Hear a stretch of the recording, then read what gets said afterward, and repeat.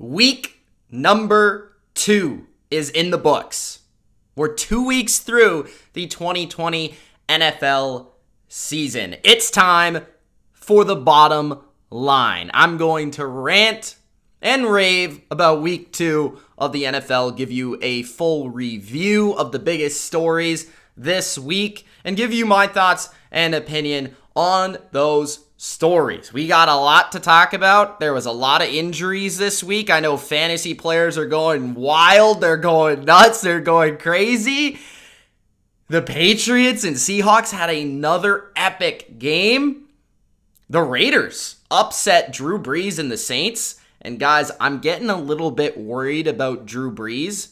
And at the end, you got to stick around to the end, because at the end, I'm going to tell you that 6 teams in the AFC, they've already made the playoffs. So if you're interested in that, stick around for the bottom line, episode number 2. Before we get started here on the bottom line for your week 2 review and recap, Gronk, spike that like button and subscribe to the Bottom Line View for more Bottom Line weekly NFL reviews. If you're also interested in the extended edition of this show, subscribe. In the description below, you will find a Patreon link, $3 per month, and you will get waiver wire targets that I posted this morning, as well as the Bottom Line extended edition and more. So check that out. Also, get in this comment section. I went live for a reason. I want to hear your opinion. I want to hear your reaction. Let's have some fun in the comments. I'll get to you commenters at the end of the video. I want to keep this rolling, keep this flowing for the people that are watching after the fact. But if you guys do have any intriguing questions, stick around to the end and I'll definitely get to them. All right, guys. So before we do get started for week number 2, I do have a quick shout out for a fellow content creator. His name is Complete Sports. Complete Sports is a new YouTube channel. He's trying to build his YouTube. Let me pull it up real quick. His name's Spice Moves on Instagram, and he posts on Instagram. He has like 50,000 plus followers. You could check his highlight videos out. He has some cool stuff on there. And now he's trying to take it to YouTube, where he already has 1,000 subscribers. He's a young up-and-coming YouTube creator, and I understand how hard it is to get subscribers. So go help him out. Go subscribe to him, because he's doing a lot of NFL recaps, a lot of highlights, a lot of short little clips and stuff like that, and giving his opinion behind it. That's something that I can't always do. So if you want a source to get the latest little clip of what the 49ers are talking about Jimmy Garoppolo, or Kyle Shanahan said about Jimmy Garoppolo, or the highlights of the Browns game, anything like that, you can check that out on Complete Sports. Go make sure you do subscribe to him. And if you guys, any of you out there, are interested in joining here on the show, let me know. If you're an up-and-coming creator, definitely we could collab here on the bottom line. I think that's what this platform, this show is going to be used for. Discussion, hot takes, debates. All right, it is now time for the bottom line week number 2. And let's kick it off as we did last week with Ultra's top 10 teams of week number 2. Guys, that you can exclusively find the week 2 top 10 teams via Ultra, his opinion, on Instagram. Let's check those out. All right, so Ultra's top 10 teams of week number 2. Let's see, drum roll, please. At number 1, we have the Baltimore Ravens. Number 2, the Seattle Seahawks. 3, the Kansas City Chiefs. 4, the Buffalo Bills. 5, the New Orleans Saints. 6, the Arizona Cardinals. 7, the Tampa Bay Buccaneers. 8, the Pittsburgh Steelers. 9, the Green Bay Packers. And 10, the New England Patriots. Now, for me personally, I told this guy, man, he was like, what do you think of this top 10? And I was like, whoa, you do not have the Chiefs and the Seahawks in your top 3? So I had to make him switch that around, and I finally got him to see the light, because I don't know what he was thinking. All right. But he is very, very high on the Buffalo Bills. As you can see at number 4, he thinks they are the clear-cut best team in the AFC East. He's still very high on the New Orleans Saints, despite their disappointing Monday Night Football performance. And he did just sneak in there the New England Patriots. Now, a couple teams I do think he's disrespecting a little bit. I still think the Bucs are too high. They have not yet proven that they are the 7th best team in the NFL. I think they need a little bit more time. I understand the talent, but Ultra, I don't know yet. I don't know if they're quite there yet right now. And I don't think the Saints are in the top 5. We're going to get to the reason for that in a second here. But the team I think he's still disrespecting, there's probably a couple. The Green Bay Packers, only a number 9. I think the Patriots are better than number 10. And the Rams not being in the top 10 is also a little questionable. We're going to talk about, are the Rams back, in a little bit here. So that's Ultra's Top 10. You can find Ultra's Top 10 weekly on the Bottom Line View Instagram. Go over there on Instagram, follow the Instagram, and weekly exclusive content. Ultra's Top 10. We have waiver wire. We have fantasy content on there, stardom, situm. We also have short clips on the show and more. Durkant's coming out with his own exclusive content as well, so that's going to be pretty fun. I promise you that. So that's the top 10. Let me know in the comments what you guys think of Ultra's top 10. You think it's great? You think it sucks? You think it's in the middle? Let me know, and Ultra will also respond to you guys as well. So let's get into the first topic for today's show, and that is the Raiders. Monday Night Football. So Monday Night Football honestly shocked me. Now, as you guys know, I do 5 bets of the week on Patreon. One of my bets, I went 3-2 this week again, so I'm 6-4 overall for the season, hitting at 60%. But I thought going into Monday night, taking the Saints minus 4 points was a gimme. I thought that was going to be easy. I thought there was no doubt. And that's one I ended up losing.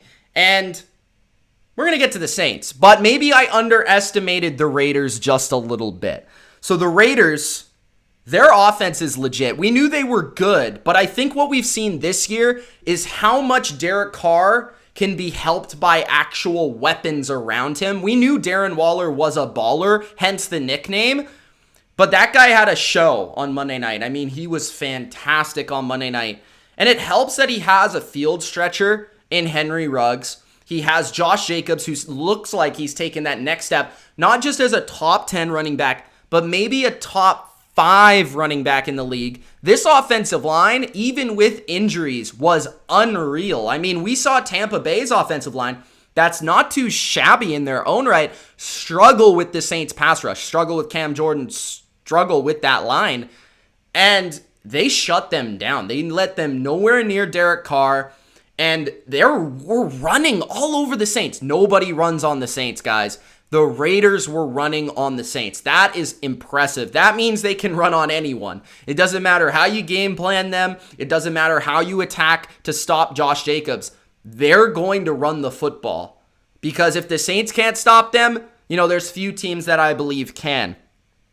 Derek Carr looks a lot more comfortable, confident. He seems like he has a chip on his shoulder, something to prove. He clearly, those statements, those things he gave us this offseason, that little quote, he's tired of basically being talked about in a negative fashion from the media. Everybody's been really laying it on Derek Carr for the last couple of years because he hasn't performed to that level we saw him perform to in 2016 when he was like an MVP quarterback.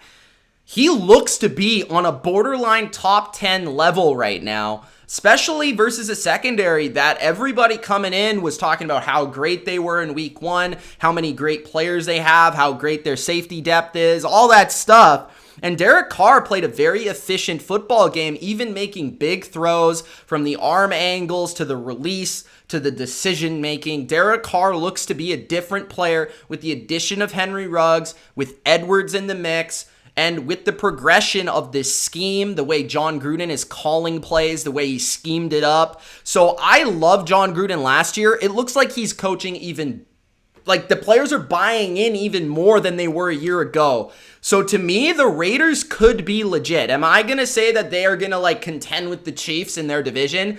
Nah, I don't know about their defense still. I still think their defense has a lot of questions that have yet to be answered. I still am not in love with their pass rush, who barely got a pressure on Drew Brees last night.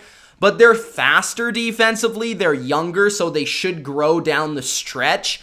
And if this team can come together, continue to play awesome offensive football where they're possessing the football, where they're keeping it away from opposing awesome quarterbacks on the other team, then maybe they can go toe-to-toe with the Chiefs in their division if, like I said, they can run the ball and if Derek Carr is playing at this borderline top 10 level, because we know John Gruden is a borderline top 10 coach as well, so they have a good mix here. It's just up to that defense. Can they continue to improve? They might have to trade for a pass rusher or something, because if they had some sort of pass rush, like on the edge specifically, I'd probably say I'd lock them in for a playoff spot, but I'm not exactly confident that they are truly legit. This might have just been on Monday night that they played a team that they actually match up well with, and I am still skeptical from what I saw in week 1 when they gave up all those points and yards to the Carolina Panthers.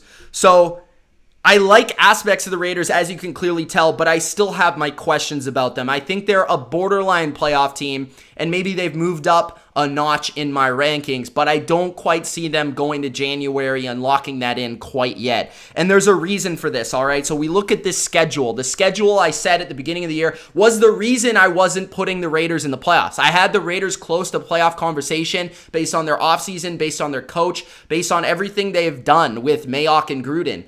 But this schedule was worrying, and I thought they'd lose to the Saints, so I was wrong about that. But look at this upcoming schedule they have to play. So we know in week 3 they travel to New England across the country to play the Patriots after a game that I think they built confidence in. We'll get to that as well in this show. They play the Buffalo Bills, who Ultra loves as the 4th best team in the NFL. Then you look at the Chiefs in Kansas City. That's never easy, and the Raiders under Gruden have struggled to beat Mahomes and the Chiefs. They then have a bye week. They play the Bucs at home, which maybe they can pull that upset off if, off the bye, they get an extra week of preparation, extra week of health, all that stuff. Maybe, possibly, but the Bucs are the best run D in the league. So that might be a bad matchup.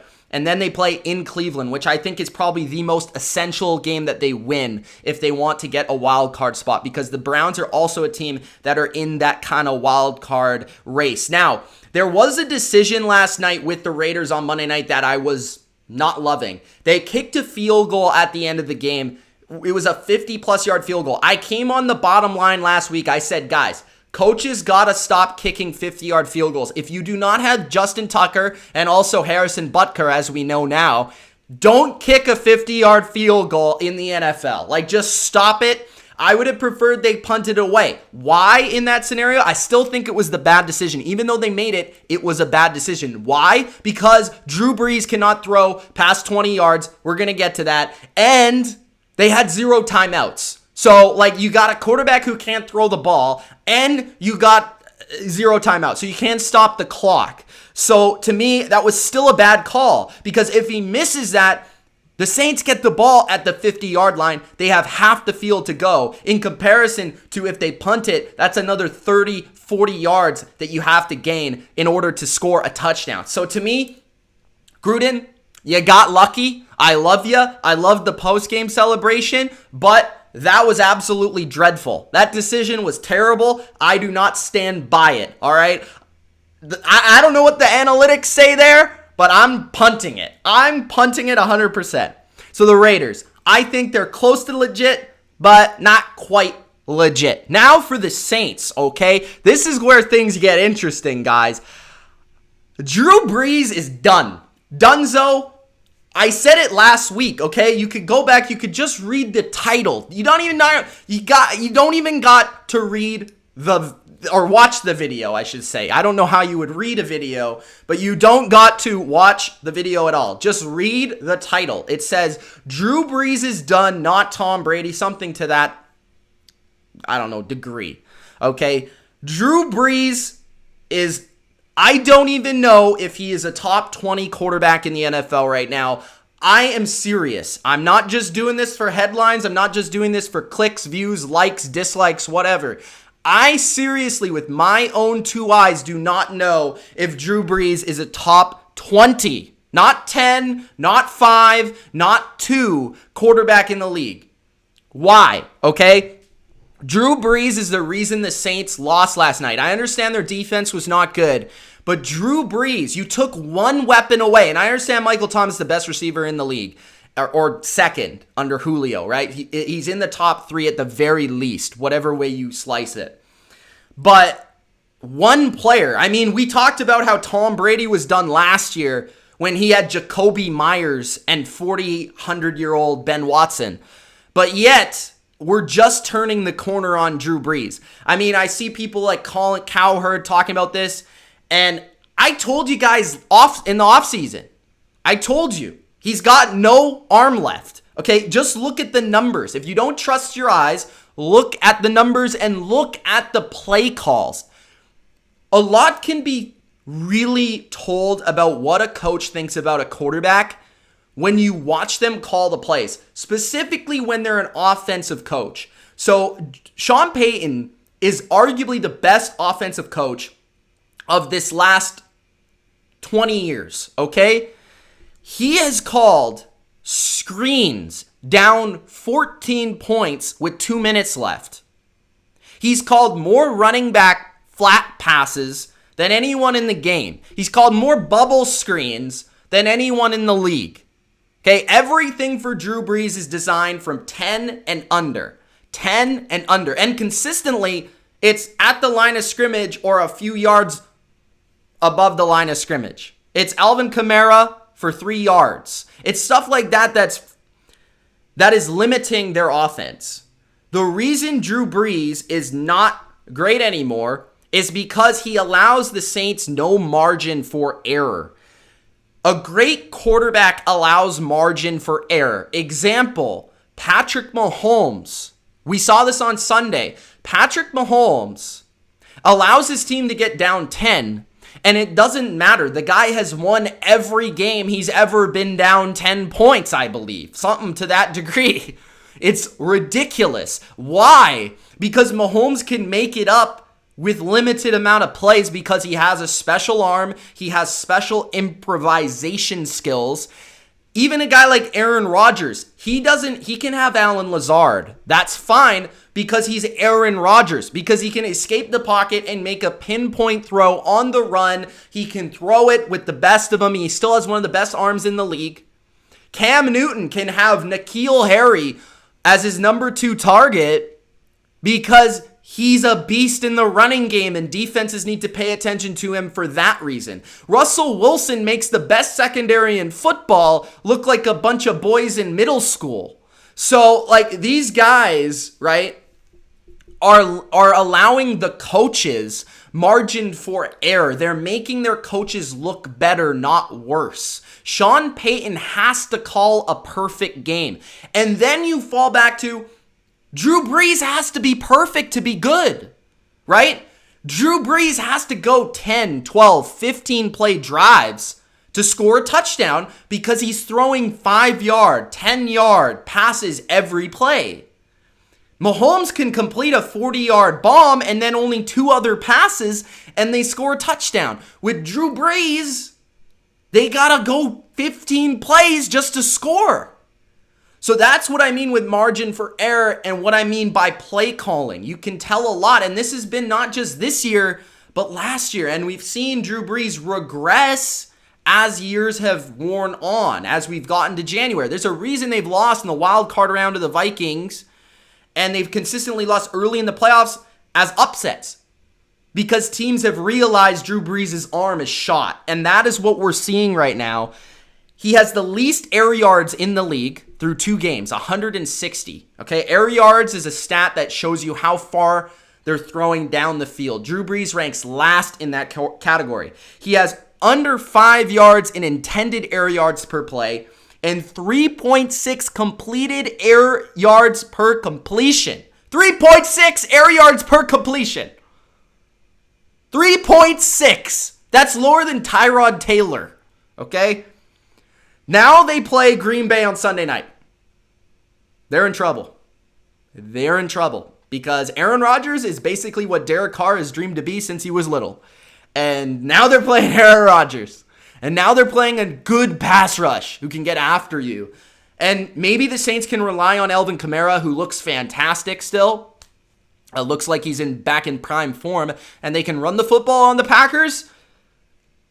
But you gotta pass in this league to win. And I mean, I don't think that Drew Brees is capable of outdueling Aaron Rodgers on Sunday Night Football this week. I just don't see it. I think I'm heavily leaning towards Green Bay. So there it is. Drew Brees. He's the problem in New Orleans, and he's the reason that I was skeptical about all these people picking the Saints to win the Super Bowl, go to the Super Bowl. I was skeptical about the Saints as the NFC South champions, although I did pick them because of the infrastructure, because of the coaching, because of the chemistry, and because of the continuity. And I'm not going to say that Drew Brees and the Saints will not make the playoffs yet. I think they will. Okay, this is a concerning loss. I think they will make the playoffs. A lot of that has to do with their schedule. It's very easy. I still think they'll be able to squeak out a wild card, maybe even win this division. But I am concerned, and I am very concerned when it comes to playing good teams, great teams, upper echelon teams, because I don't think Brees is still at the Hall of Fame level of him being able to outduel opposing great quarterbacks. The next topic is coaching. I talked about John Gruden and his skeptical call. I wasn't really too excited about that field goal. Patricia and Quinn gotta go, guys. Patricia and Quinn gotta go. I'm done. These guys gotta go. And there's 3 things I look at which make a great coach. Okay? 3 things I look at that make a great coach in the NFL right now. You don't gotta be the greatest schemer. You don't gotta be the greatest leader. You have to have a mix of it.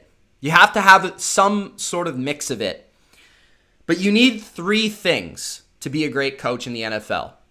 The first is you need to be a believable leader of the men. Leader of a group of people. You need to be able to stand in front of them, give them a game plan that they can see you believe in, and they, even if it sucks, you make them believe it will work, okay? And you need to be able to address the team in difficult situations. That to me is leadership. What we see with Sean McVay is a leader. Even though people have been writing him off, maybe they don't have as much talent as they used to, he's still making those guys in that locker room believe that they are one of the most talented teams in the league. And every game, he gives his team confidence that their game plan is better than the opposing team's game plan. That to me is a leader. Second thing is adjustments, okay? A coach, and this is in particular, there's different adjustments. There's adjustments in terms of in-game, within a game plan, and there's adjustments week to week, and there's adjustments month to month, and there's then adaptability, which is the third thing. Adaptability is what I don't see in Matt Patricia. I don't see 2 of these qualities in Matt Patricia. I do not see thus far the leader. I don't see that from Matt Patricia. His body language is poor. His look is poor. Just the way he looks. I mean, why do you think the Rams hired Sean McVay? Why do you think the Cardinals hired Cliff Kingsbury? It's not just because of their football prowess. I mean, they were relatively unproven. They had the look, they had the charisma, they had the confidence. Patricia looks like a defensive coordinator. He looks like a defensive line coach. He looks like a linebacker coach. And he doesn't feed off that confidence, that energy that makes you say he's a head coach. And the players, the alpha males in the NFL, do not believe that he's a head coach. That is a very low bar reason. But believe me, it's a thing. It's a thing. It's a thing in your quarterback, and it's a thing in your coach.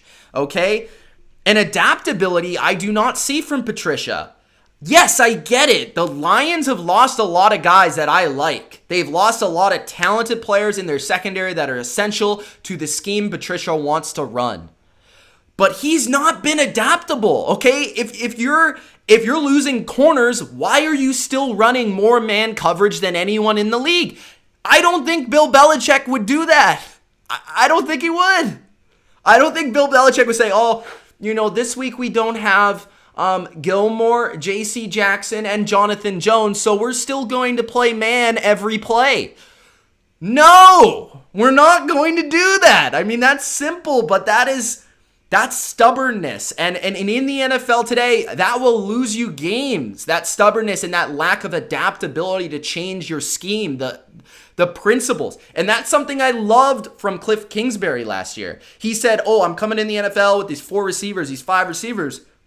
Oh, this guy's hurt, this guy's hurt, this guy's hurt. We're going to play more 2 tight end sets, and we're going to be more competitive because of it. It's not about the personnel set. And this is something I'm not liking about Bruce Arians. We're going to get into that as well later on. Bruce Arians is saying receivers are there to catch the ball, not tight ends. Bruce, you got O.J. Howard, Gronk, and Cam Brate. You got to throw them the ball. Like, even if Gronk isn't half of what he is, he's still there. He's still got chemistry with his quarterback, and you're lacking for that chemistry offensively. Bruce is a great coach, knows a lot more about football than me. But you got to use your best players. That's simple coach logic in any sport. You got to put them in the best position to succeed. You can't just say, this is our system. No matter who's there, we're going to give them the ball. You know? It just doesn't make sense. And adjustments to me are week to week in the game plan. I mean, you can't just roll out there and run the same stuff every week. And that to me is Dan Quinn. This guy has been playing the same defense for 5 years, and he hasn't adapted. That's something that Pete Carroll, we're going to talk about that as well. Pete Carroll has switched it up. He's adapted. He's different now. The Seahawks are not the same team defensively or offensively that they were last year, 2 years ago, 3 years ago, 4 years ago. Dan Quinn plays the same defense, and it's getting shredded every week, and he doesn't have the personnel to do it. You don't got the Legion of Boom. You can't just roll out cover 3, press bail every game. You can't. You don't got it. That's like these. If I'm a Falcons fan, if I'm a Lions fan, I am just mad every week because I'm looking at a team that is not playing to their peak capability. I think Atlanta has talent. I think Detroit has talent. But the coaches are not putting them in position to succeed at all. At all. And they both have good quarterbacks. That's the crazy part. It's not like these teams, they got Matthew and Matt. I mean, they're not looking to draft first overall because their quarterbacks are too good. So it's just frustrating. And like, I'm a Matt Patricia guy. I mean, he was a defensive coordinator for my team for like ever. I wanted to see him succeed. I want to see him succeed. But if you're not going to adjust, you're not going to succeed. I'm sorry. Like, I gave you a pass for not having your quarterback. That's completely understandable. But without corners and you can't win, I mean, come on. Like, seriously? So those guys need to go. There's another coach that doesn't need to go, but dude, what are you doing? Anthony Lynn is sitting in overtime. First down, gets the ball first, wins the coin toss. Keep in mind he's playing Patrick Mahomes and the Chiefs. Overtime, Justin Herbert, rookie quarterback. What do? Screen pass, first down, okay. Screen pass, goes nowhere. Defense reacts to it. Second down, second and long, 2nd and 9, I think. Halfback, run up the middle. Okay, they got a few yards, not bad. Third down, they finally pass it when the Chiefs know they're going to pass. In a pure passing situation. That is the exact opposite of what you're supposed to do with a rookie quarterback. You're supposed to set them up to succeed, not fail. You're not supposed to put them in a situation on third down versus the Chiefs' Super Bowl champion defense with Chris Jones and Frank Clark and ask Justin Herbert to throw for a first down. Throw on first down. Throw on second down. Be more aggressive. That helps a quarterback. That helps a young quarterback. Not the reverse. Not the reverse. And then you get to 4th and 1 after Herbert makes a nice throw to Keenan Allen. Allen gets 1 yard to the first down, and you don't go for it. Guys, you might as well punt. You might as well punt the ball on fourth. You might as well just leave, okay? I don't even mean might as well punt. You might as well just go home. Like, you're playing Patrick Mahomes in overtime. He's just gone like 5 out of the last 6 drives and he scored. Just leave the stadium. Like, what's the point? Tony Romo is absolutely correct. 100% correct. Go for it. It's 4th and 1. You've been running the ball for 180 yards on the ground with Austin Eckler, who, by the way, is probably the most underrated running back in the NFL, by the way. But you don't give Austin Eckler the ball or even a read option with your young athletic quarterback that they've never seen play before. You punt it. You might as well leave the stadium. Just let the Chiefs get the ball and run it into the end zone and just pack up the bus. Like, that is ridiculous. It's overtime. If you don't get it, you're going to lose anyways.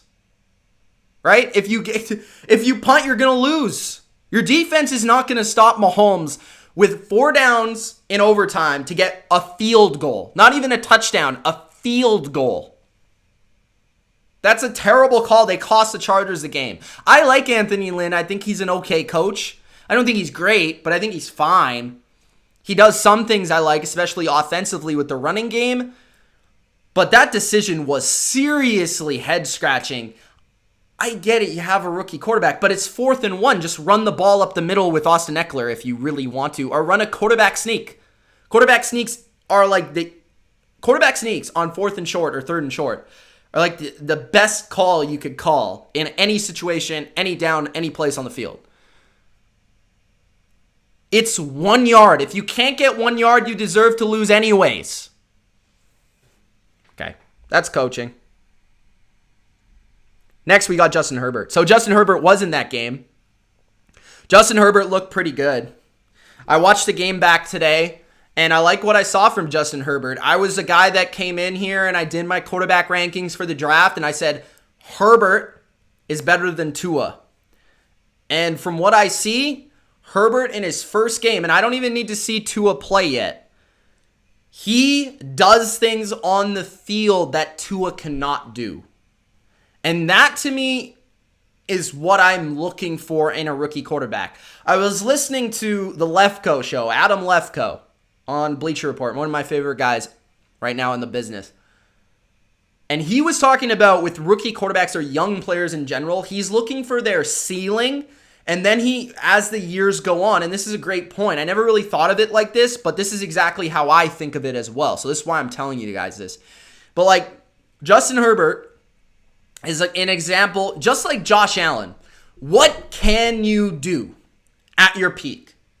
What can you do at your peak? And this is how you should approach all young players. Wide receivers, can you run a 4-3? Or is that you can't run a 4-3? You simply cannot. It's not physically in your skill set. Can you run routes? Can you separate? Can you win jump balls at receiver? At quarterback, are you athletic? Are you good at improvising? Can you throw the ball accurately? And more than that, what is your arm? Can you throw it hard? Can you throw it into tight windows? And Justin Herbert on Sunday, he was more accurate than people gave him credit for in college. Because in college, he had a terrible offensive system where he was throwing so many bubble screens and little dumps and like didn't even match what he was good at. And just in one game, we see his potential. And people are like, oh, Justin Herbert, he looked good. Yeah, no crap. The guy can run. The guy is tall and big. He could take a hit. The guy is pretty smart. The guy can throw it really hard into tight windows. NFL throws. And he did that on Sunday. He ran for a touchdown on a bootleg. He threw another touchdown where he looked off the corner, threw it back shoulder to his receiver. He threw some lasers where the defensive backs were looking around like, holy crap, was that Mahomes throwing the ball? To me, Herbert actually looks a lot like Josh Allen in year one. I would say more refined Maybe not quite the arm or quite the legs of Allen, but I think Herbert looks smarter. He looks better at processing things. He did make a mistake on the interception. It was a rookie mistake. He should have just ran. But other than that, the guy looked really good. The guy has the skills. And just like Lefko said, what can you do? Because to me, my biggest problem with Tua, even though we haven't seen him play yet, and I'm open to seeing him prove me wrong, but with Tua, I never saw the arm. I never saw the zip. I never saw the mobility, and he's small. And those are the same concerns I had about Baker Mayfield, although I'd say Baker had a better arm coming out. So I was impressed by Justin Herbert. The guy is made for this NFL. He can run, he can zip it in there, and in a good system, he's going to be a very good player. And it was just in his first game versus Super Bowl champs versus a complex defense in Spagnuolo's scheme. And he picked it all up. He rarely made a mistake. He made accurate throws. Mike Williams is more into the offense with him out there. And I really felt like he gives them the best chance to win right now. With Tyrod Taylor, I don't think this team's a playoff team anywhere close. With Justin Herbert, you know what? I could consider it, maybe. They have a great defense. The defense swarmed Mahomes all day, really. And with Herbert out there, you know he's going to continue to improve at least in year one. I'd give him a shot because he's better than Tyrod right now. And he gets more out of the offense. He can do everything Tyrod can do and more. So I was impressed with Justin Herbert in his debut. I think he has the skills to be a very good quarterback in this league. We just have to see if he can refine those skills moving forward, like Lefko said. The Rams are back. The Rams are back, guys. The Rams are back. And why are the Rams back? Because Sean McVay is feeling himself again. Sean McVay is feeling himself again. This man is running more play action than anyone, I believe. Maybe lower than New England, but I think second. His run game is back.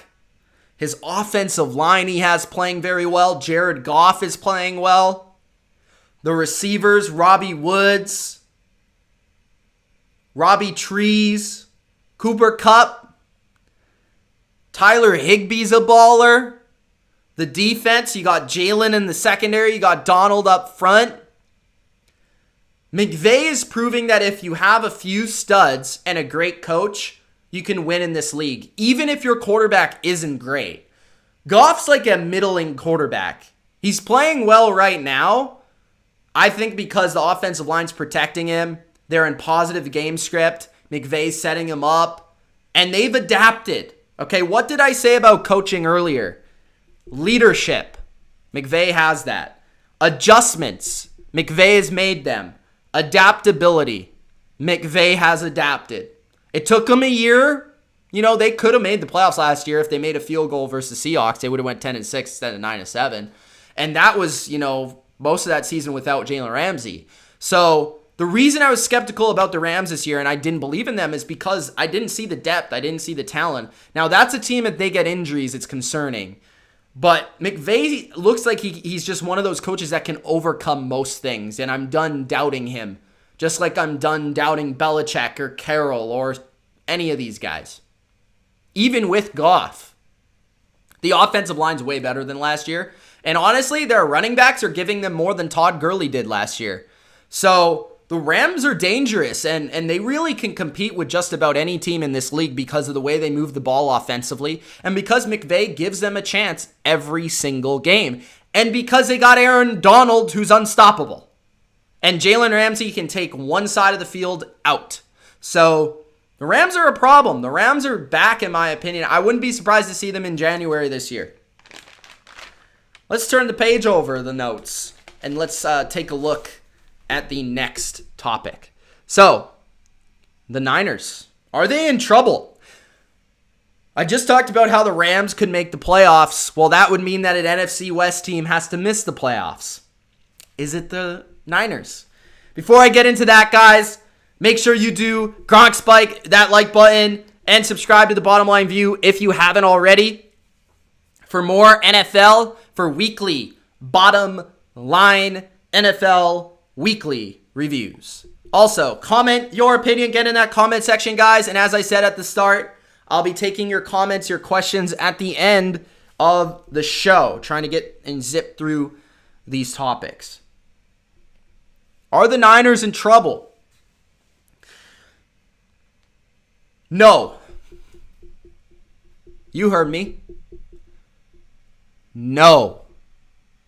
Yes, they lost Nick Bosa. Yes, they lost Solomon Thomas. Am I concerned about their defense? Yeah. But I'm not giving up on the Niners just yet. They have a lot of injuries. But luckily for them, they got two things in their favor. One, a lot of these injuries are short term. A lot of them are not season ending. A lot of them will be back for week 7. On top of that, they're getting three of their best players back in short order. George Kittle is probably back this week. Deebo Samuel is back next week. And Richard Sherman is back the week after that. So 3 of their best players are coming back very quickly. Their schedule. Their schedule gives them a break to get healthy. They are 1-1. They lost to the Cardinals, but they destroyed the Jets. Next week they play the G-Men. They should win. I don't care who's playing quarterback. They should win. Week 4, they play the Eagles. Let's hope Jimmy's back for that game. Might be slightly tougher than the G-Men, but the Eagles look terrible. That's week 3, week 4. Week 5, they play the Dolphins. The Dolphins are 0-2, lost to the Bills and the Patriots. They kind of give everyone issues, but they rarely actually win the game. So they should win that game. That's also at home. So 2 of these next 3, G-Men, Eagles, Dolphins. You could argue 3 of those teams are bottom 10 in the NFL right now. The Niners are more talented than all of those teams. If they can sweep those 3 games, they'll be 4-1. 4-1 entering a tough stretch. But as I said, week 6 is where the tough stretch starts and begins. But they're getting Deebo back. They're getting Kittle back. They'll have Jimmy back. They're getting Richburg back in week 7. A lot of these guys are coming back. Mostert, Blair, Richie James, Taylor. The only guys they're really, really missing, Nick Bosa is the biggest one by far, and Solomon Thomas for the year. Jalen Hurd, Jordan Reed looks good. They also signed Mohamed Sanu to help with the depth of wide receiver. And while I don't like Sanu very much, at least he's a body, and at least he knows the system, and at least he can still catch the ball. And number 2, they signed Ziggy Ansah, a veteran pass rusher. D Ford's going to have to pick it up. Eric Armstead's going to have to pick it up. Javon Kinlaw's going to have to pick it up without Nick Bosa. But we knew coming into the year they had a very deep defensive line and still pretty good pass rush. It might not be the best anymore without Nick, but it's still going to be solid. It's still going to be good. And maybe they have to change some things about their defense. Jason Verrett's also back. Jason Verrett, finally, breakout season. I don't know. But week 6 is when it starts, right? But if they can go 4-1, week 6 they play the Rams, 7 New England, 8 Seattle, 9 Green Bay, 10 New Orleans. Then they have a bye. Then they play the Rams again, the Bills, the Cowboys, the Seahawks, and they play Washington in the mix. So if they could go 4-1 and find a way to win 5 of their last 1, 2, 3, 4, 5, 6, 7, 8, 9, 10, if they can find a way to win half of their last 10 games, they'll make the playoffs. So I'm not really worried about the Niners. Do I think they're still a Super Bowl contender? Probably not. But would I count them out for a playoff spot even in this tough NFC West? No, not quite yet. Because I think there's still things in their favor. And they still got Kyle Shanahan. And when George Kittle comes back, that team's going to look a lot better just because of that. So, there it is. The 49ers are not in trouble. The 7th topic. TB12 wins his first game in Tampa Bay. And last week we heard from the media that Tom Brady sucks. He's done. His arm is finished. The Bucs are going to suck, all this stuff. And now all of a sudden, Brady didn't really have the greatest stats, but everyone's like, oh, Tampa's great. And now it's funny because the Saints suck. That's the thing. Isn't that funny, right? I told you last week, Tom Brady looked good. Tom Brady physically, he's still there. To me, still a bottom half, but bottom top 10 quarterback, okay? He's still a good quarterback, and he can still lead a team to a Super Bowl, in my opinion. He can still make all the throws. He's still accurate. He still has the arm, and of course, he has the brain. It's just about the chemistry, as we saw in week 1. And it grew at least with Mike Evans in week 2. At least with Mike Evans. The offensive line looked better versus Carolina, and they ran that football at the end of the game to secure the victory with Lenny Fournette. So we'll see if he's the guy over Ronald Jones, but they now have kind of a dynamic duo in the backfield that can win them games without Tom Brady having to do it with his right arm. Tom Brady and Tampa Bay. Brady, if you need more proof that he's playing well right now through 2 weeks, ranked 3rd by PFF through 2 weeks at the quarterback position. He has the most drops in the NFL from his receivers, tight ends, and running backs. 8 drops through 2 weeks. That's 4 per game. If you adjust the completion percentage, I think he has somewhere around 70% completion percentage without those drops. He should have had 2 more touchdowns last game, but they were both dropped. One by Shady, and I think one bounced off another guy's head or something like that. So PFF says he's grading well. He's making good throws. His arm is there. And this is the thing with Tampa Bay. They play a weak schedule to gain that chemistry. I might have brought this up last week. I can't remember. But they're going to have plenty of time offensively to kind of work out the kinks. Because their defense, guys, you better start watching and you better start believing. Because this defense, I told you in the offseason, it's very good. It's very talented. It's young. It's promising. They got a great pass rush, great run defense, which is still first in the league this year. Under 3 yards per attempt they're allowing to Christian McCaffrey and Alvin Kamara. Under 3 yards attempt. Sue got 2 sacks versus the Panthers. He still looks like a beast. Their linebacking duo is unreal. Devin White looks like maybe the best linebacker in the NFL, and I'm not exaggerating. Antoine Winfield Jr. is up for Defensive Rookie of the Week. He had 11 tackles, a forced fumble, a sack. Carlton Davis is a top 10 corner. I mean, this defense is top 3. You better start believing it is. And just with this defense and an average offense, they got a chance to make the playoffs. Now, if their offense can start to gain chemistry, they're a problem. I think this team could be the best team in the NFC by week 9, I think. Okay? This is who they play. I'm going to hold this up. Denver with, I don't know, Blake Bortles. Is he playing? The Chargers. If it's Tyrod, just mark a W, okay?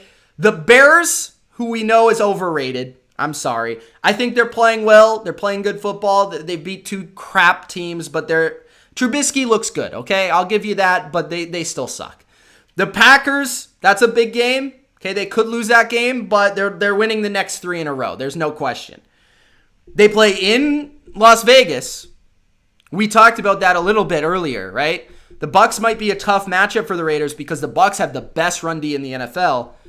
They play the Giants. That's a win. Blaine Gabbert could play. They'd beat the Giants. The Saints in week 9 at home this time. So really, 1, 2, 3, 4, 5. I'm going to give them at least 5 wins with Green Bay and New Orleans being tough games. Okay, but that's 6-1. I mean, they're going to beat one of Green Bay and New Orleans. One of them at least. And the way Drew Brees is playing, the Saints might be pretty bad at that point. I don't know. We'll see. But they could be the best team in the NFC by mid-season and starting to just hit their peak. Chris Godwin didn't play last game. Leonard Fournette's going to continue to figure it out. They're going to figure out how to use their tight ends. Brady's not going to stand for it, right? And that defense is legit and it's going to keep getting better. So, Tom Brady, good first win, solid outing versus Carolina. Carolina's not very good, but they got aspects to their team, specifically offensively, that are dangerous and give teams fits. We just saw them score 30-plus versus the Raiders, who beat the Saints. So, they must have something to their team.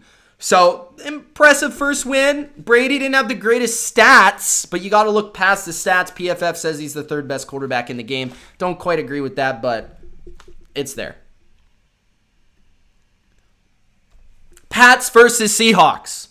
Sunday night football epic. It just seems like every time these two teams play, it's epic. Guys, if you enjoyed that game on Sunday night, Gronk spiked that like button. I mean, come on. That game was unreal. And if you haven't already, subscribe to the Bottom Line View for more NFL videos just like this and live NFL content. The Bottom Line every Tuesday night. And get in that comment section. Let me know what you thought of the epic Seahawks Patriots Sunday night showdown. This is the thing I love about these games. Every time they play, there's a new twist. There's a new element. There's something. And I thought Sunday night was really different because we saw two teams that are similar yet different. They had a new flavor, right? New England with Cam Newton and Seattle with Jamal Adams and their new offensive approach.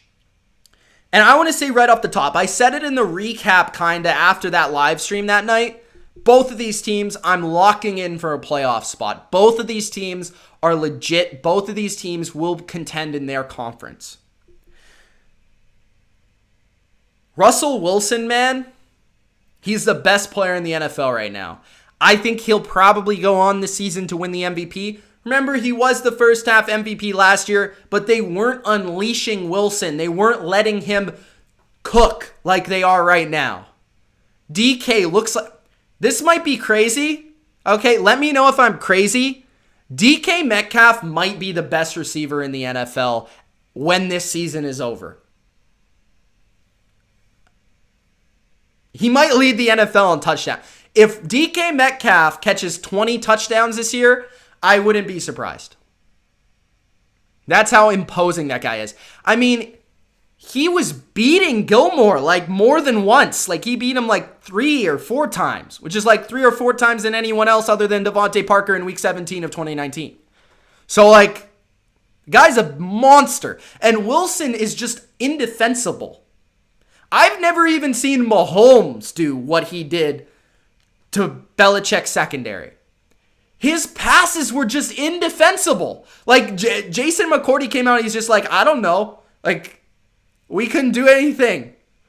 Like, that one throw to Moore was stupid. The guy has, like, he's 1 foot basically out of bounds, and he catches the ball like this on the pylon.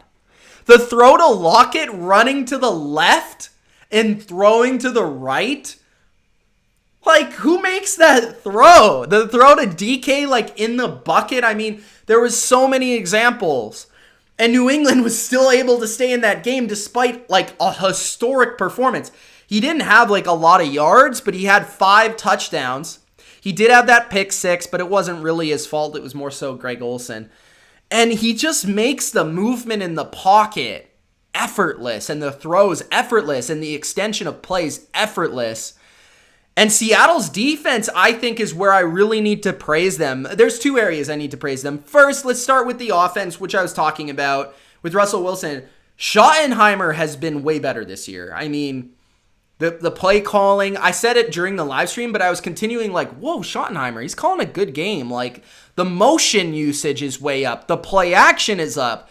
The just aggressive nature of their offense is up. Their decision-making for not how much they run, but when they run is very wise. Just overall, how they use Metcalf and Lockett. And it seemed like they had like specific game plan plays, like that Metcalf kind of deep corner route versus Gilmore seemed like a specific play call for just the Patriots defense. I was just very impressed with their offensive approach and play calling in that game and in week 1 as well. And then defensively, they're different. They play more man. They switch their coverages up more. Yes, the pass rush is concerning for sure, but they're blitzing more. They're blitzing at 40% rate, which they never used to. And a lot of that is because of Jamal Adams, who might be like the 3rd best defensive player in the NFL. The guy is ridiculous. Josh McDaniels saw him on the field, and he was the first person he dapped up. He was like, good work. The guy made 3 game-changing plays. He's the best. He's one of the best pass rushers in the NFL, and he doesn't even play defensive lineman or linebacker. And they were asking, this is the thing, that game on Sunday night, you're probably going to look at PFF, and this is where PFF probably got it wrong. Adams probably had a bad grade in that game. But he was literally covering Julian Edelman one-on-one. Who asked their strong safety to cover Julian Edelman in the slot one-on-one for the whole game? Nobody. Nobody does that. So, and then blitz and be their main pass rusher. And stop the run. And stop Cam Newton in the hole on a 2-point conversion. Nobody. So the guy is ridiculous. He's changing the way the Seahawks play defense. On the flip side, the title says Patriots are contenders, and it's because Cam Newton is playing like an MVP. He's playing like a top 5 quarterback right now. I put out my top 5 quarterbacks right now after 2 weeks. Number 1, Russell Wilson. Number 2, Lamar Jackson. Number 3, Aaron Rodgers. Number 4, Cam Newton. I don't know how many of you thought, other than me, who I told you see you in January, but I'm going to say it again. See you in January. Cam Newton didn't just prove that they'll be dynamic running the ball as they were in week 1, but he threw for nearly 400 yards and accounted for 95% of the Patriots' yardage in week number 2 without James White. So this team with Cam Newton has a chance versus anyone because they can beat you running. They can beat you passing. Their offensive line is top 3 in the league right now. I'd say Indy, New England, the Raiders, and I'd throw the Saints in there. Those are the top 4 offensive lines right now as I see them in the first 2 weeks. And their defense is still really good, right? Their secondary is still awesome. Now, they looked a little weaker because they played the god Russell Wilson, who makes every defense kind of look like trash. But that's going to happen when you have pinpoint accuracy. There are some things that I wish New England had or they adjusted, right? So there's a couple players that they're going to get. And I think every week on this show, I'm going to talk about New England. Not because they're just my team, but because a lot of people here on the channel are subscribed for that reason, because I talk about the Patriots a lot. The first thing, defensively, a lot of these are actually to do with the defense that I think will help them. Kyle Duggar needs to play every play. There were beat reporters after the game watching the tape saying that guy is one of the 4 best players on the defense already. They got to put him out there every play, whether that's as a linebacker and sub personnel, strong safety, corner, whatever it is. You got to play this guy. He's too much of a freak not to play him. They could use him like Jamal Adams. They could use him like Derwin James. Even play him in just a Patrick Chung role or even just play him somewhere. I mean, the guy is just ridiculous. And he's only played limited snaps thus far. He's going to continue to get more snaps as he feels more comfortable and the coaches feel more comfortable with what he can handle from a package perspective and from a play perspective. But it's not like New England's been overly complex these first 2 weeks because of all the change they had this offseason. So that means they're going to get better as the season wears on. But Duggar's going to be an element of athleticism that they need in the middle of the field because that was their main weakness for Seattle. Juwan Bentley was slow. He was just not a good matchup for them. Even Adrian Phillips didn't look great in that game when he looked great versus Miami. So Duggar needs to be played. J.C. Jackson didn't even play the first quarter. I don't know if that was like a disciplinary action, but he should never be taken off the field. He's like a top 10 corner in the NFL. I think they need to trade, and New England does this like every year. They need to trade for like a linebacker or a defensive lineman. Somebody that can help their size up front. Bo Allen's not playing yet. but he could be the guy. But they need somebody like that who can just help them up front, not commit to the run, but still be able to contain it. Like the Bucs are the pure example of they're great on defense because they can commit to the pass while not worrying about the run because they have such great big dudes up front that they can just contain the run with 4 guys, 5 guys. New England can't really do that right now. Like they're kind of caught in the middle. They got to take away the pass or they got to take away the run. They're kind of committing to one or the other.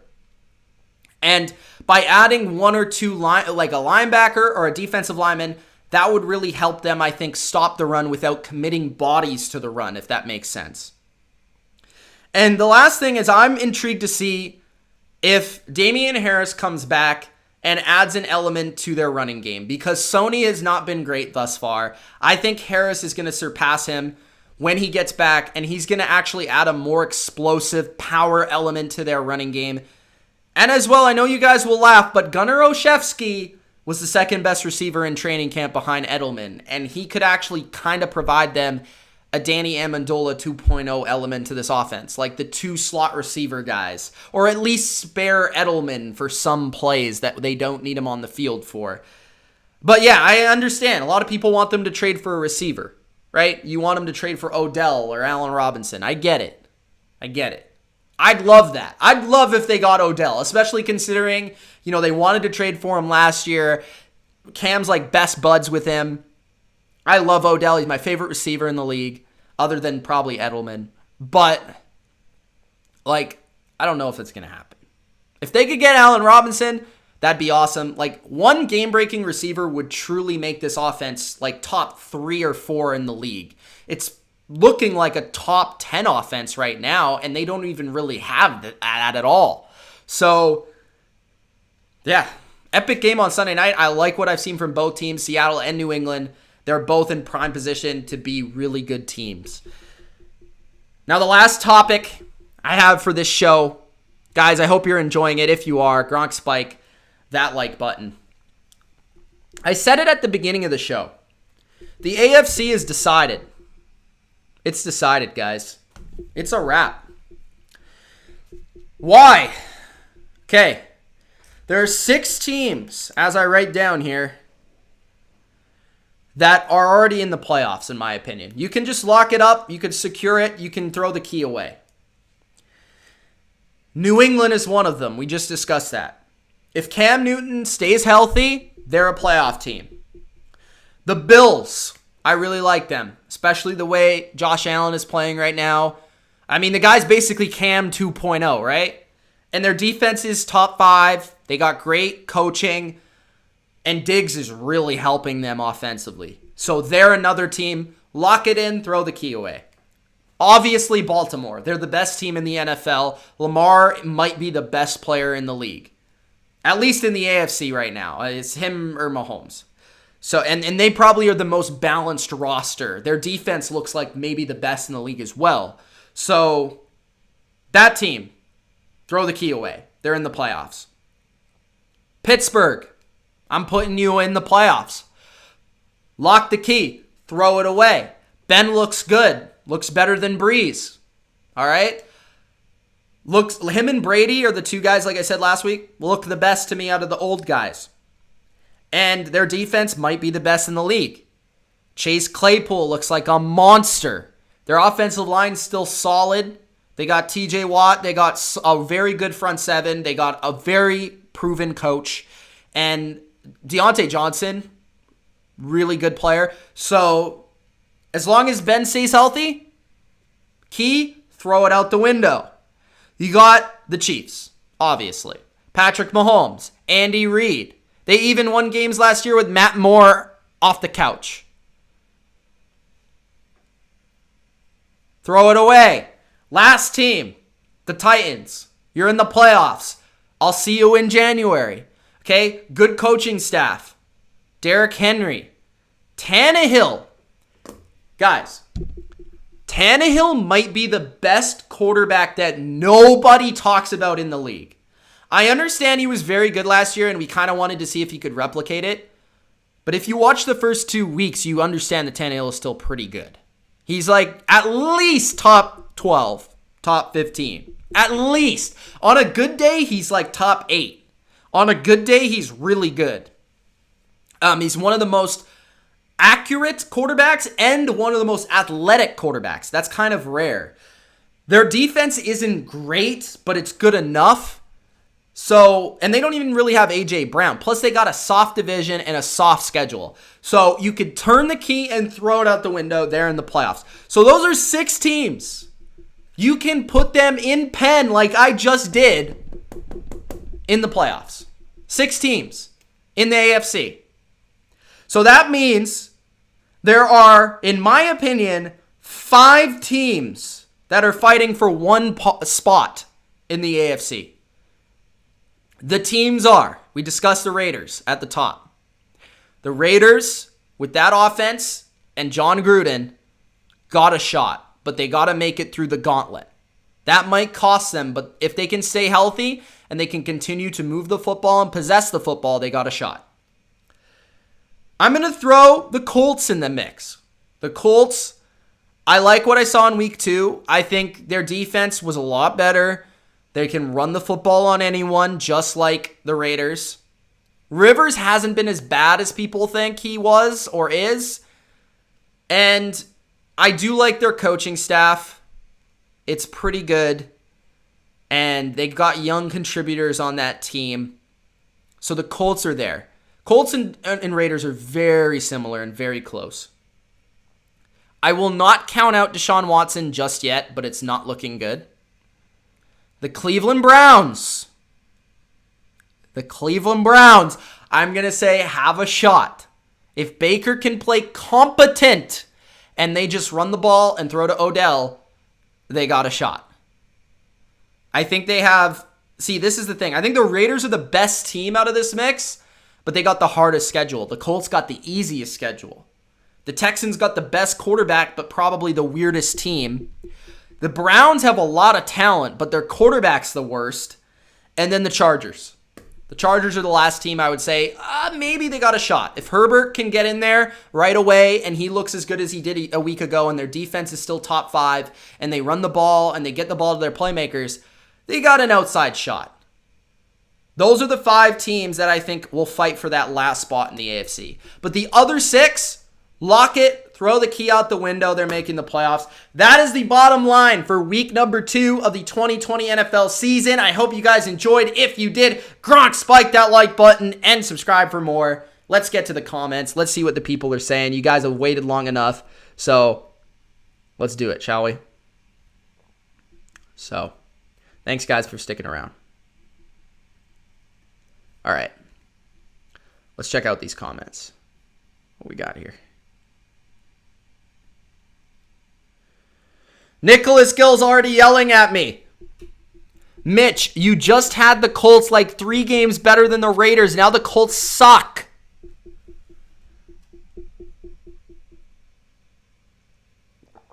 Yeah. It's called in-season adjustments. It's called self-scouting, Nicholas. Self-scouting. Lane says Titans need their defense fixed. Yeah, maybe. I think the Jags can kind of just throw on everybody.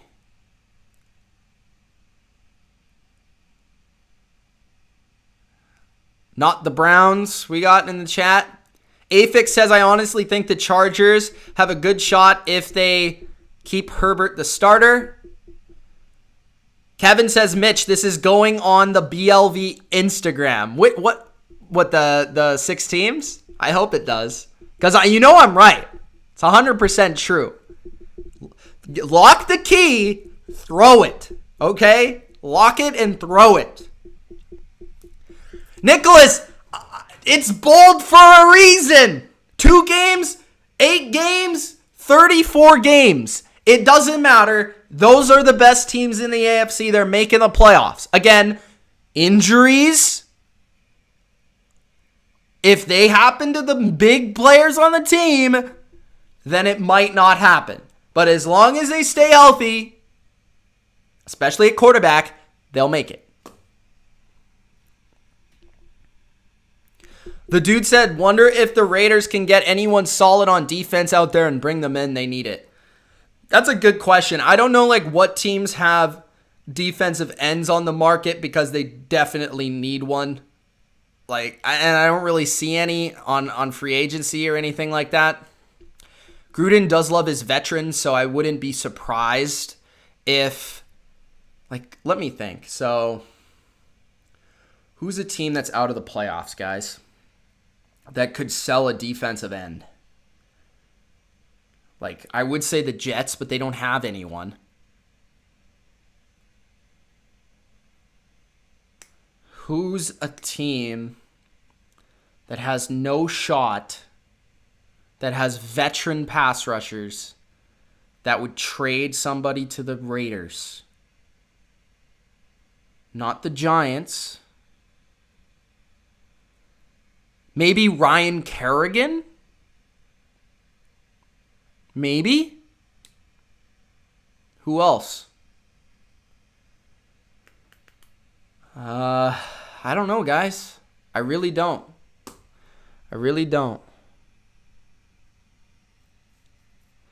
What is Nikki saying? Hunter's young. He's like 24. Lions don't got nobody. All they got is Flowers, and he costs like $1 kajillion. Bengals. Carlos Dunlap. That's a good one. Carlos Dunlap makes a lot of sense. That's actually a very good one. I like that.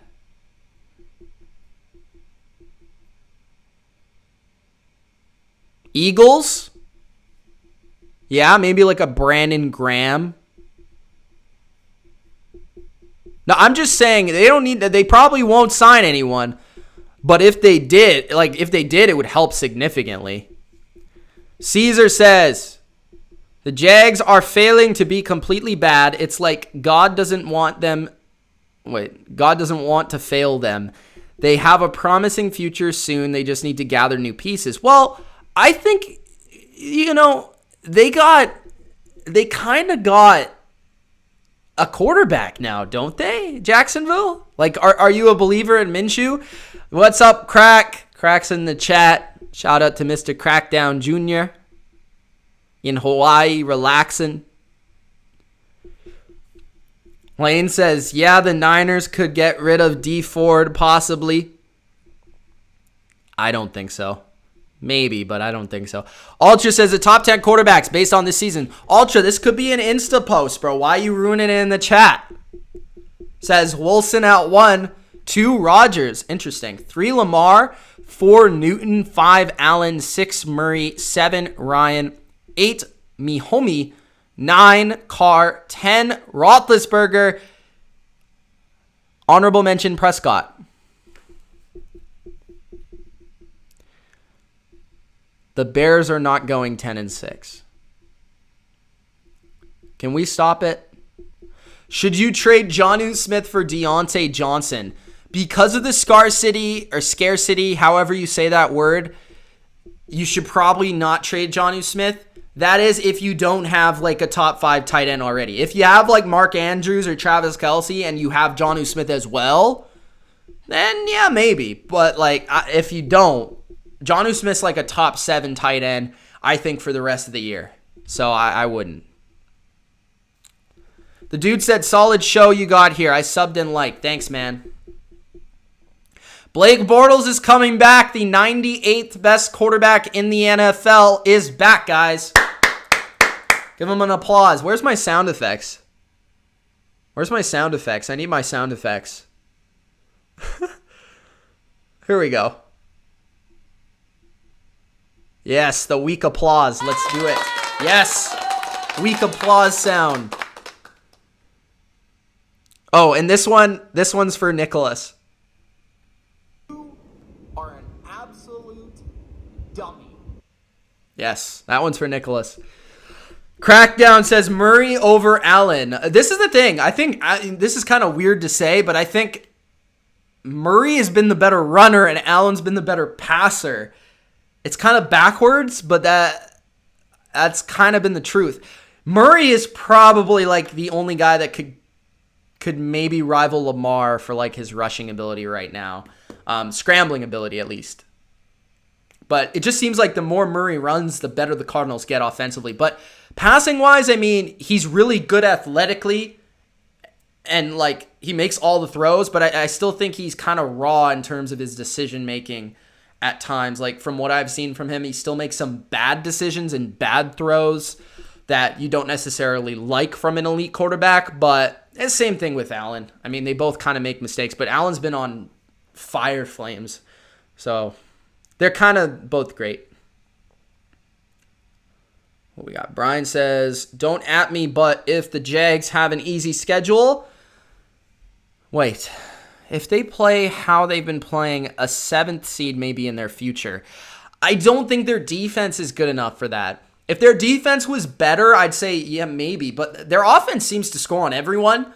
But their defense, I can't get behind it. Although I love C.J. Henderson and some of their pieces there at linebacker and defensive end, I don't think they're, as a complete unit, they're not a great defense. Afix says, coming from a Niners fan after the Jets game, I honestly don't know if we can make the playoffs this year. So many bad things have happened and it's looking bad. I said earlier, believe in Kyle and believe that the 49ers will get over it because they're going to get their guys back in time for the big stretch run. And if they're good enough, they'll show you they're good enough. If they're not, it won't be because of injuries, in my opinion. I think it will just be because they're not good enough.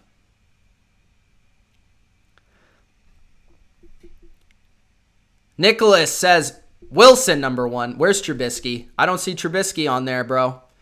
Wilson, 1. Rodgers, 2. Lamar, 3. 4. Murray, 5. Mahomes, 6. Allen. Whoa! No way! Somebody take a screenshot. This guy said Darnold was better than Allen this offseason. All of a sudden, he has Josh Allen at number 6. Number 7, Cam Newton. Number 8, Matt Ryan. Number 9, Tannehill. Number 10, Carr. I like that list. That's not bad. At least you don't have Trubisky in there, so I can get behind it. I think the scouting myself, okay, I was wrong about the Bears if they had a good quarterback or at least competent quarterback play. Now, where I self-scout myself and say, okay, that was bad is because I didn't consider they could even have good quarterback play this year. So I guess I just underestimated the quarterback. Maybe. I don't know. We'll see. Lane says, Mitch, what's your opinion on what happened to Hines this week? My man had 1 catch for 4 yards. I had so many good offers for him in fantasy, and I turned them all down. I really don't know what happened. I was as shocked as you, to be honest. I just can't see them only running with 1 running back like nobody does, except for basically Dallas. So, and the Panthers, but not anymore. I think he's going to be involved because he's too good. Like, Hines is a good pass catcher. He's a good receiving back, and Rivers needs that in his offense.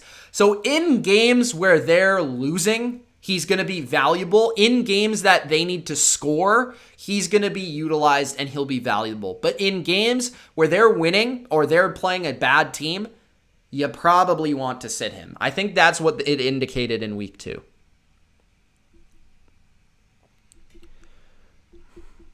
Who wins the NFC West in your opinion?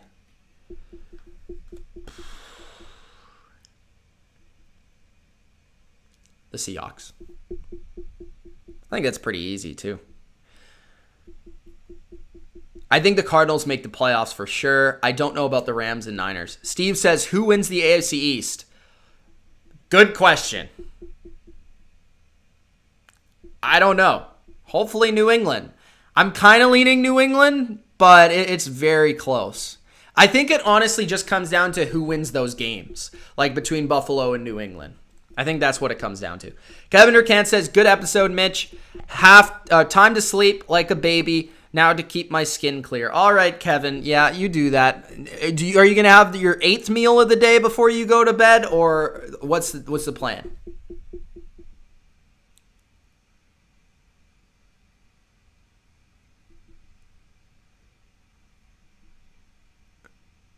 Vikings suck. I'm sorry. You did a rundown on the AFC. How about the NFC? Maybe I'll save that for next week because I haven't really decided yet on the NFC. I made that take on the AFC because I actually believe it. So when I believe it with the NFC, I'll give you the NFC. I have Tyler Higbee and Jonnu Smith. Need a wide receiver. Should I trade one of these tight ends for Deontay Johnson? Yeah, I'd consider it. I'd consider it for sure. I think Higbee is probably the less consistent option out of the two. They're both good options, though. They're both top 12 options. But I think Jonnu might be more consistent. Maybe give it one more week. I'm not sure. But yeah, I like Deontay Johnson. I agree with Ultra's take on Brees. Connor, are you okay? Nicholas, he was not better last year. I don't know what makes you say that, man. William says, Mitch, are you going to change your take on the Rams yet? They're looking 10-6. Yeah, I did. I don't know if you watched the take earlier or what should I call it? The segment earlier. But I did talk about the Rams. I think the Rams are back. I did a whole segment on it. So if you missed it, tune back in to when this video officially is on YouTube and you'll be able to find it. But yeah, I think the Rams are definitely in a spot where they could make the playoffs this year.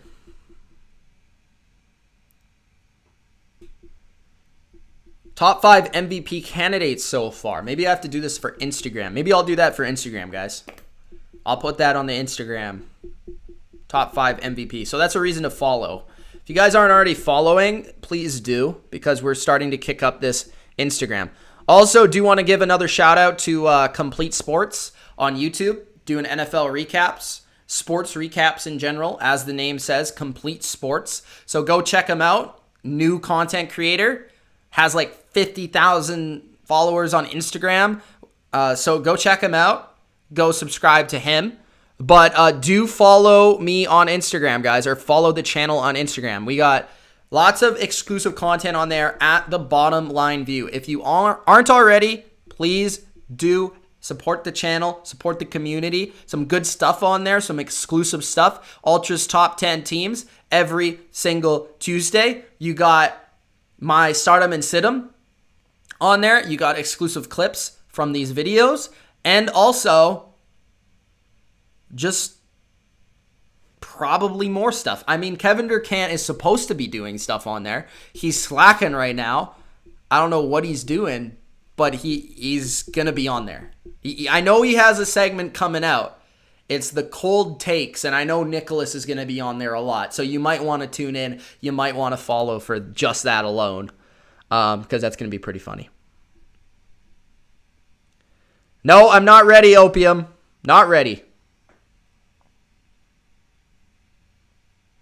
What's my take on the high fines for the coaches who didn't wear masks? Good. They should get fined because they're supposed to wear them.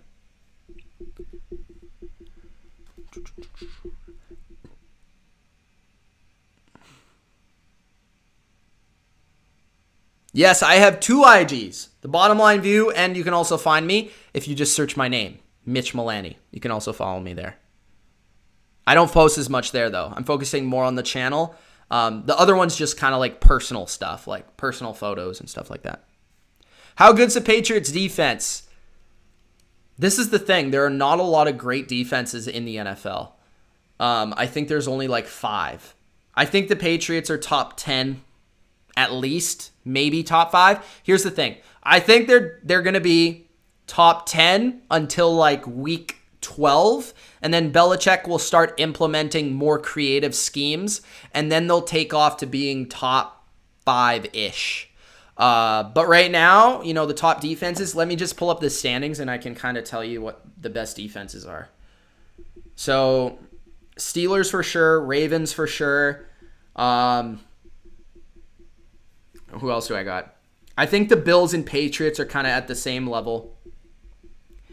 And then that's kind of it. The Chargers in the AFC as well. So that's what? 6 or 5? Nobody really in the NFC East. Maybe Washington is like a borderline top 10. Chicago is probably in there. I'd say, yeah, they're in there. And then the Bucs are for sure in there.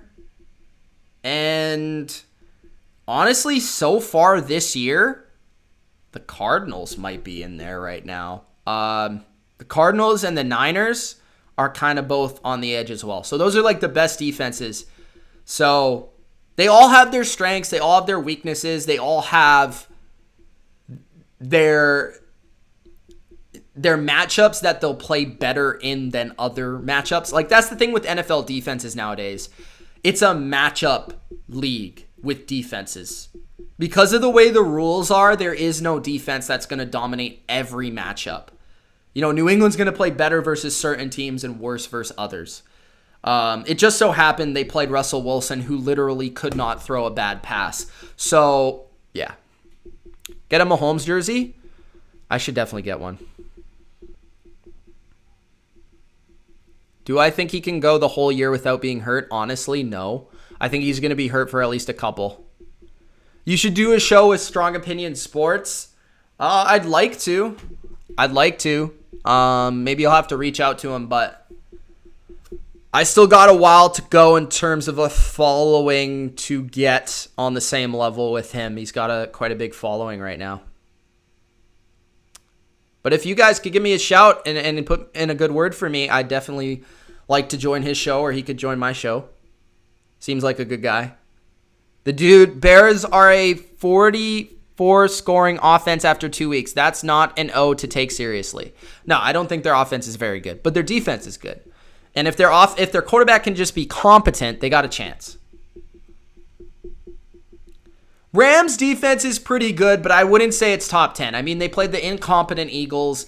They played the Cowboys. They look good there, but the Cowboys kind of just get in their own way half the time. Yes, I did know that Odell scored a touchdown. I was pumped. Mark Zuckerberg says, Mitch, do you think the Steelers' D-line is the best in football?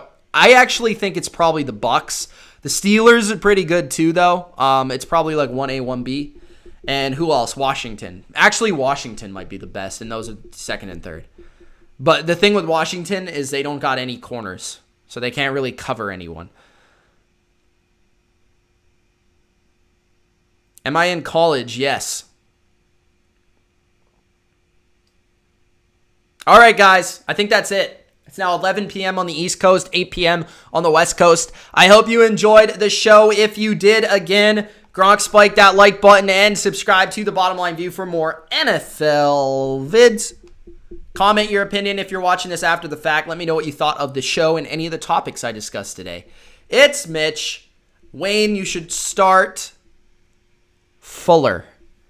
Peace.